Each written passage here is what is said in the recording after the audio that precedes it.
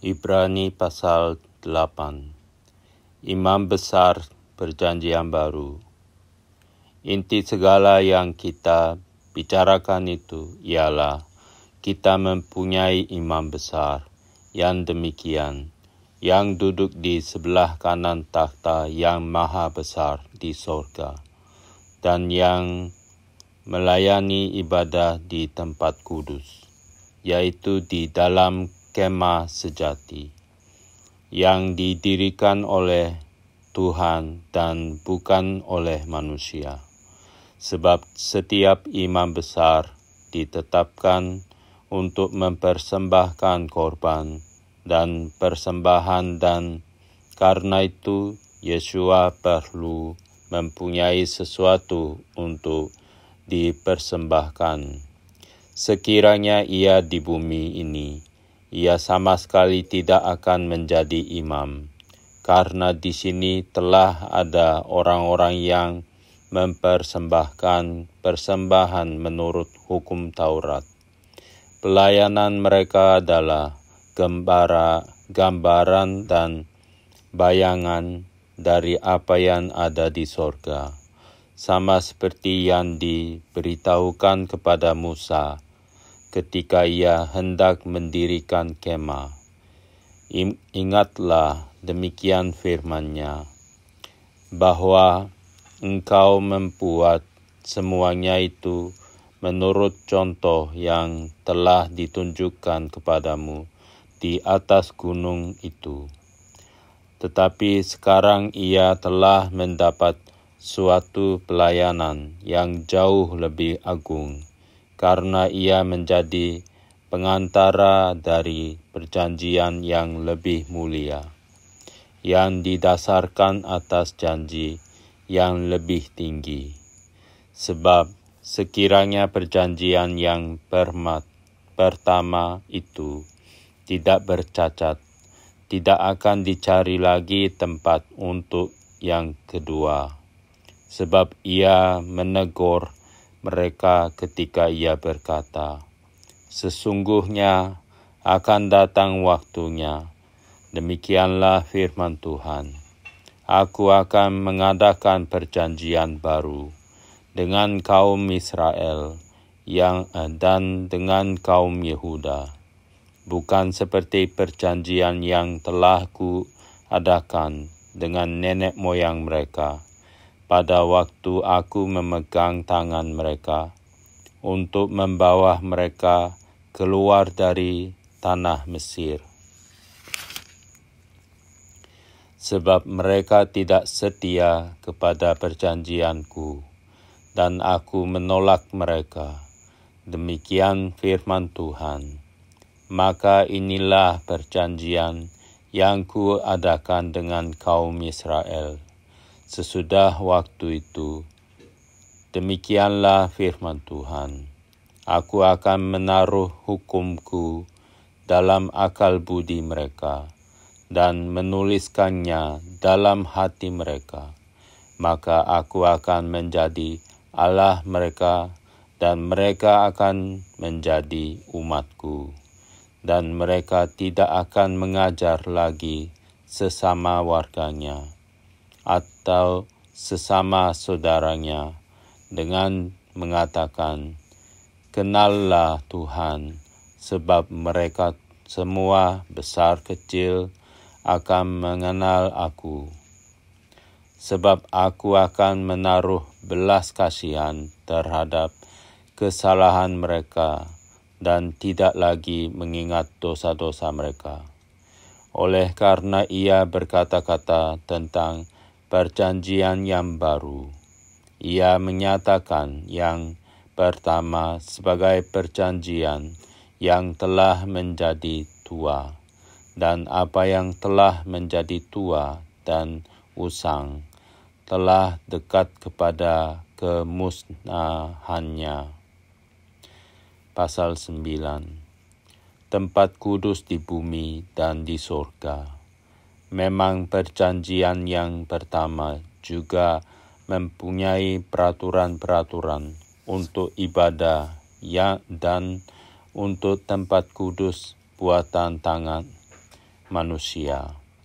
Sebab ada dipersiapkan suatu kemah, yaitu bagian yang paling depan, dan di situ terdapat kaki dian dan meja dengan roti sajian. Bagian ini disebut tempat yang kudus. Di belakang tirai yang kedua terdapat suatu kemah lagi yang disebut tempat yang maha kudus. Di situ terdapat mezbah perbakaran ukupan dari emas dan tabut perjanjian yang seluruhnya disalut dengan emas. Di dalam tabut perjanjian itu tersimpan buli-buli emas berisi manna, tongkat Harun dan yang pernah bertunas, dan loh-loh batu yang bertuliskan perjanjian. Dan di atasnya kedua kerub memuliakan yang menaungi tutup pendamaian. Tetapi hal itu tidak dapat kita bicarakan sekarang secara perinci. Demikianlah caranya tempat yang kudus itu diatur. Maka imam-imam senantiasa masuk ke dalam kemah yang paling depan itu untuk melakukan ibadah mereka. Tetapi ke dalam kemah yang kedua hanya imam besar saja yang masuk sekali setahun, dan harus dengan darah yang ia persembahkan karena dirinya sendiri dan karena pelanggaran yang dibuat oleh umatnya dengan tidak sadar. Dengan ini, Roh Kudus menyatakan bahwa jalan ke tempat yang kudus itu belum terbuka selama kemah yang pertama itu masih ada. Itu adalah kiasan masa sekarang.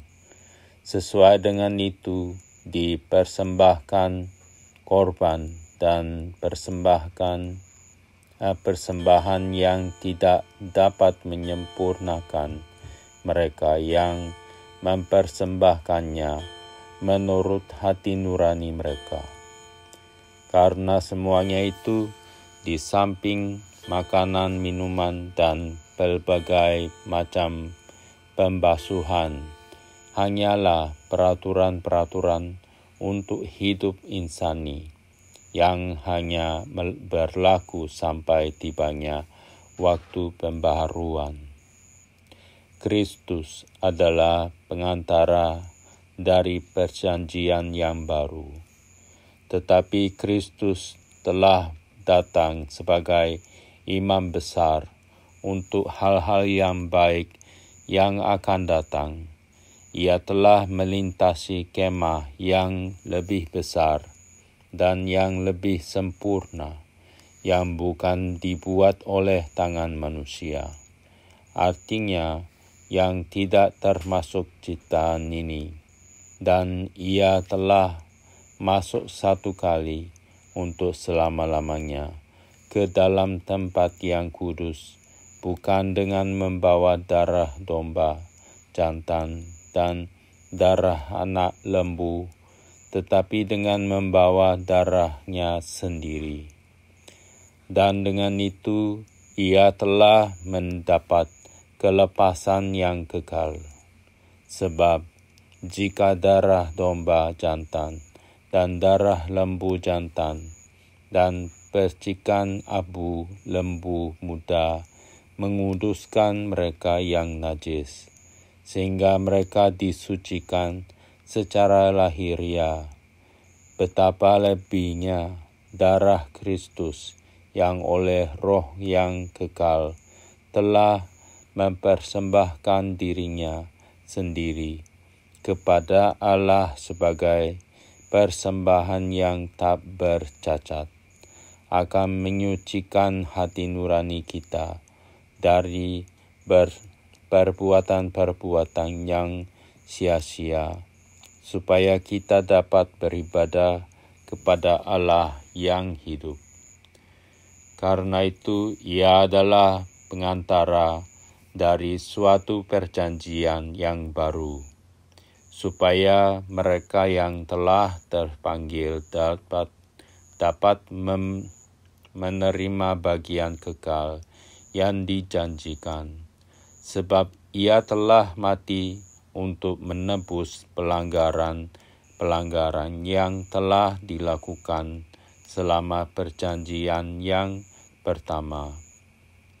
Sebab di mana ada wasiat, di situ harus memberitahukan tentang kematian pembuat wasiat itu, karena suatu wasiat barulah sah kalau pembuat wasiat itu telah mati, sebab ia tidak berlaku selama pembuat wasiat itu masih hidup. Itulah sebabnya maka perjanjian yang pertama tidak disahkan tanpa darah. Sebab sesudah Musa memberitahukan semua perintah hukum Taurat kepada seluruh umat, Ia mengambil darah anak lembu dan darah domba jantan, serta air dan bulu merah dan hisop, lalu memerciki kitab itu sendiri dan seluruh umat, sambil berkata, "Inilah darah perjanjian yang ditetapkan Allah bagi kamu." Dan juga kemah dan semua alat untuk ibadah diperciknya secara demikian dengan darah, dan hampir segala sesuatu disucikan menurut hukum Taurat dengan darah, dan tanpa penumpahan darah tidak ada pengampunan. Jadi segala sesudah yang melambangkan apa yang ada di sorga haruslah ditahirkan secara demikian. Tetapi benda-benda sorgawi sendiri oleh persembahan yang lebih baik daripada itu. Sebab Kristus bukan masuk ke dalam tempat kudus buatan tangan manusia, yang hanya merupakan gambaran saja dari yang sebenarnya, tetapi ke dalam sorga sendiri untuk menghadap hadirat Allah guna kepentingan kita. Dan Ia bukan masuk untuk berulang-ulang mempersembahkan dirinya sendiri, sebagaimana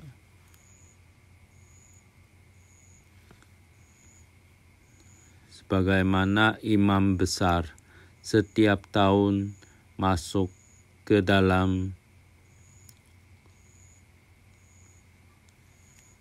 tempat kudus dengan darah yang bukan darahnya sendiri. Sebab jika demikian, Ia harus berulang-ulang menderita sejak dunia ini dijadikan.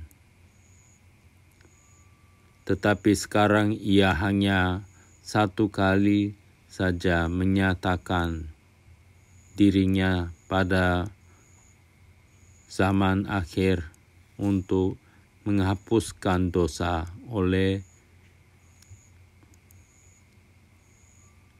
korbannya. Dan sama seperti manusia ditetapkan untuk mati hanya satu kali saja, dan sesudah itu dihakimi. Demikian pula Kristus hanya satu kali saja mengorbankan dirinya untuk menanggung dosa banyak orang.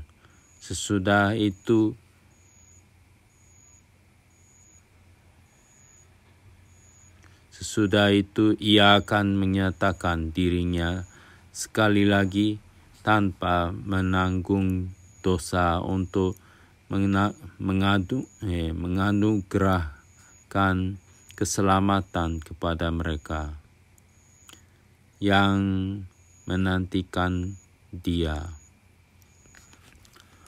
Pasal 10. Persembahan yang sempurna. Di dalam hukum Taurat hanya terdapat bayangan saja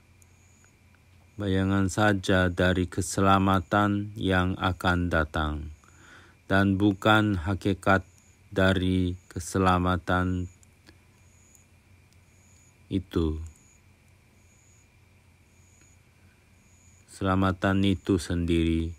Karena itu dengan korban yang sama, yang setiap tahun terus-menerus dipersembahkan, hukum Taurat tidak mungkin menyempurnakan mereka yang datang mengambil bagian di dalamnya.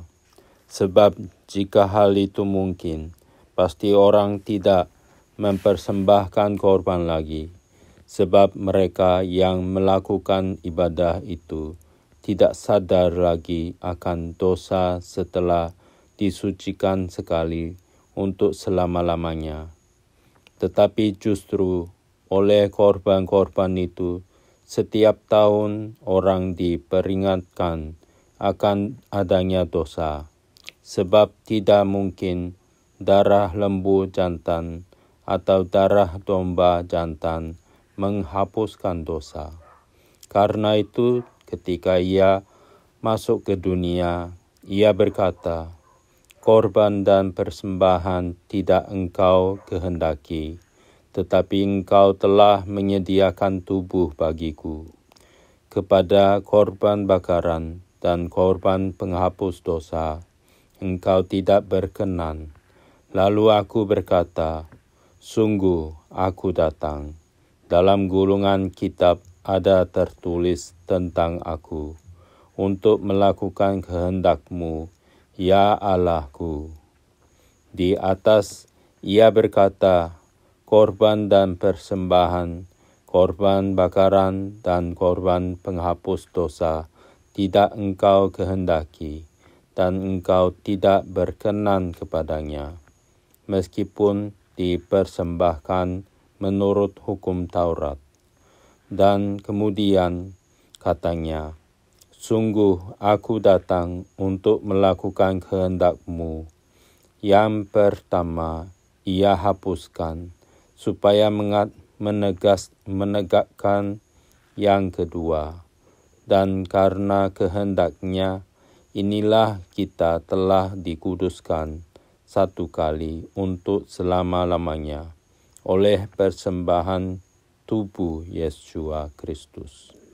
Selanjutnya setiap imam melakukan tiap-tiap hari pelayanannya dan berulang-ulang mempersembahkan korban yang sama sekali tidak dapat menghapuskan dosa. Tetapi ia, setelah mempersembahkan hanya satu korban saja karena dosa, ia duduk untuk selama-lamanya di sebelah kanan Allah. Dan sekarang ia hanya menantikan saatnya, di mana musuh-musuhnya akan dijadikan tumpuan kakinya. Sebab oleh satu korban saja, ia telah menyempurnakan untuk selama-lamanya mereka yang ia kuduskan. Dan tentang hal itu, Roh Kudus juga memberi kesaksian kepada kita. Sebab setelah ia berfirman, "Inilah perjanjian yang akan kuadakan dengan mereka." Sesudah waktu itu, ia berfirman pula, "Aku akan menaruh hukumku di dalam hati mereka dan menuliskannya dalam akal budi mereka. Dan aku tidak lagi mengingat dosa-dosa dan kesalahan mereka." Jadi apabila untuk semuanya itu ada pengampunan, tidak perlu lagi dipersembahkan korban karena dosa. Ketekunan. Jadi saudara-saudara, oleh darah Yesua, kita sekarang penuh keberanian dapat masuk ke dalam tempat kudus, karena Ia telah membuka jalan yang baru dan yang hidup bagi kita melalui tabir, yaitu dirinya sendiri. Dan kita mempunyai seorang imam besar sebagai kepala rumah Allah. Karena itu, marilah kita menghadap Allah dengan hati yang tulus, ikhlas, dan keyakinan iman yang teguh. Oleh karena hati kita telah dibersihkan dari hati nurani yang jahat dan tubuh kita telah dibasuh dengan air yang murni. Marilah kita teguh berpegang pada pengangkutan tentang pengharapan kita, sebab Ia yang menjanjikan setia. Dan marilah kita saling memperhatikan, supaya kita saling mendorong dalam kasih dan dalam pekerjaan baik. Janganlah kita menjauhkan diri dari pertemuan-pertemuan ibadah kita, seperti dibiasakan oleh beberapa orang, tetapi marilah kita saling menasihati dan semakin giat melakukannya menjelang hari Tuhan yang mendekat.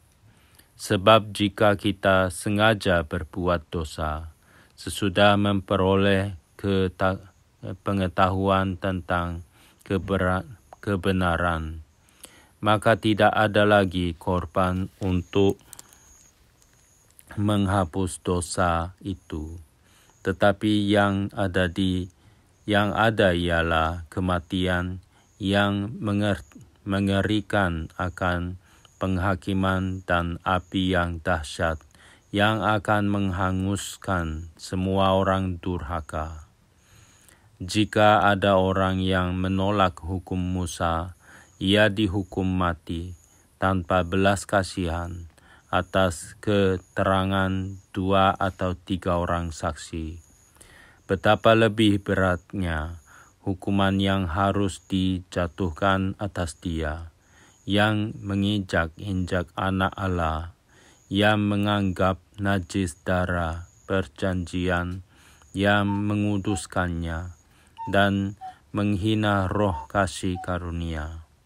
Sebab kita mengenal Dia yang berkata, "Pembalasan adalah hakku, akulah yang akan menuntut pembalasan." Dan lagi, Tuhan akan menghakimi umat-Nya. Ngeri benar kalau jatuh ke dalam tangan Allah yang hidup. Ingatlah akan masa yang lalu, sesudah kamu menerima terang, kamu banyak menderita oleh karena kamu bertahan dalam perjuangan yang berat. Baik waktu kamu dijadikan tontonan oleh cercaan dan penderitaan. Namun waktu kamu mengambil bagian dalam penderitaan, mereka yang diperlakukan sedemikian. Memang kamu telah turut mengambil bagian dalam penderitaan orang-orang hukuman, dan ketika harta kamu dirampas, kamu menerima hal itu dengan sukacita.